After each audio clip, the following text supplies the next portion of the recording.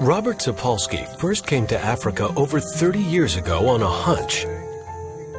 He suspected he could find out more about human stress and disease by looking at non-humans. And he knew just the non-humans.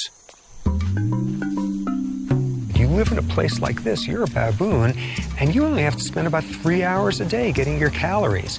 And if you only have to work 3 hours a day, you got 9 hours of free time every day to devote to making somebody else just miserable.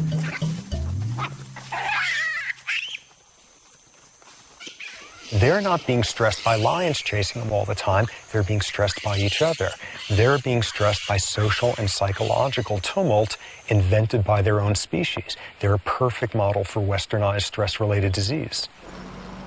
To determine just what toll stress was taking on their bodies, Sapolsky wanted to look inside these wild baboons at the cellular level for the very first time. To do this, he would have to take their blood in the most unassuming way. Basically, what you're trying to do is anesthetize a baboon without him knowing it's coming. Because you don't want to have any of this anticipatory stress, so you can't just, get in your Jeep and chase the baboon up and down the field for 3 hours, and finally, when he's winded, dart him with an anesthetic. Now, the big advantages of a blowgun are that it's pretty much silent, and it hasn't a whole lot in the way of moving parts, but the big drawback is it doesn't go very far.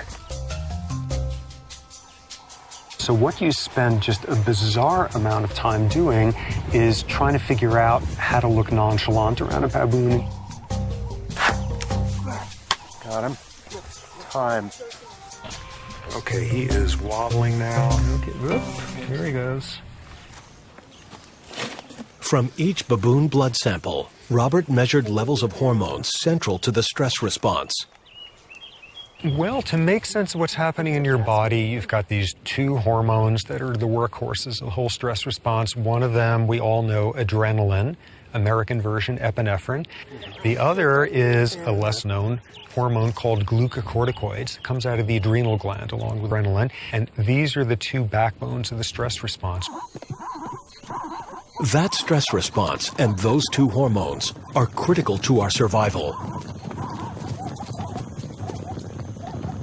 Because what stress is about is somebody is very intent on eating you, or you are very intent on eating somebody, and there's an immediate crisis going on. When you run for your life, basics are all that matter. Lungs work overtime to pump mammoth quantities of oxygen into the bloodstream. The heart races to pump that oxygen throughout the body, so muscles respond instantly. You need your blood pressure up to deliver that energy. You need to turn off anything that's not essential. Growth, reproduction, you're running for your life. This is no time to ovulate. Tissue repair, all that sort of thing. Do it later if there is a later. When the zebra escapes, its stress response shuts down. But human beings can't seem to find their off switch. We turn on the exact same stress response for purely psychological states, thinking about the ozone layer, the taxes coming up, mortality, 30-year mortgages. We turn on the same stress response, and the key difference there is we're not doing it for a real physiological reason, and we're doing it nonstop. By not turning off the stress response when reacting to life's traffic jams, we wallow in a corrosive bath of hormones. Even though it's not life or death, we hyperventilate, our hearts pound, muscles tense. Ironically, after a while, the stress response is more damaging than the stressor itself, because the stressor is some psychological nonsense that you're falling for. No zebra on Earth running for its life would understand why fear of speaking in public would cause you to secrete the same hormones that it's doing at that point to save its life. One of Robert's early revelations was identifying the link between stress and hierarchy in baboons. His early work, measuring stress hormones from extracted blood, led to two remarkable discoveries. A baboon's rank determined the level of stress hormone in his system. So if you're a dominant male, you can expect your stress hormones to be low. And if you're submissive, much higher. But there was an even more revealing find. In Sapolsky's sample, low rankers, the have-nots, had increased heart rates and higher blood pressure. This was the first time anyone had linked stress to the deteriorating health of a primate in the wild.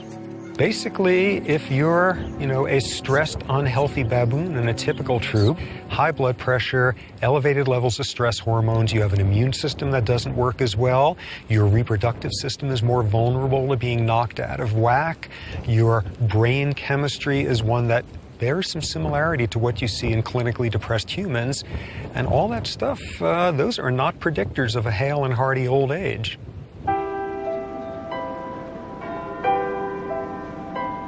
Could this also be true for that other primate?